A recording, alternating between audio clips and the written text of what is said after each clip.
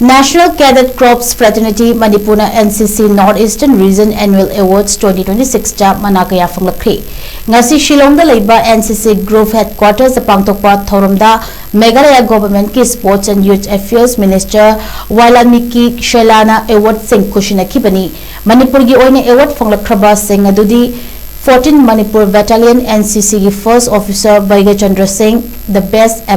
best male associate NCC officer of Northeastern Region, 1st Manipur Air Squadron NCC, 2nd Officer Harish Kumar Kundrapamda, Best Male Associate NCC Officer of Manipur Award, 14 Manipur Battalion NCC की 2nd Officer Thokchom Pravadevida, Best Female Associate NCC Officer of Manipur Asida Chingbani, Cadet category की ओइना 1st Manipur Air Squadron NCC की CUO Konsam Moramba Maiteda, Best Senior Division Cadet, 65 Manipur Girls Battalion NCC की SUO Litanthem Chanchan Devida, Best Senior Wing Cadet Award Manipur Su Kusinaki.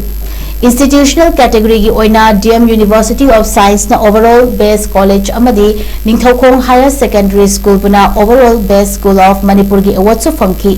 NCC Group Headquarters Imphal amadi State asigi unit singna chawna mingchat purakpa ngambagi damakta thagatpa phongdorakli.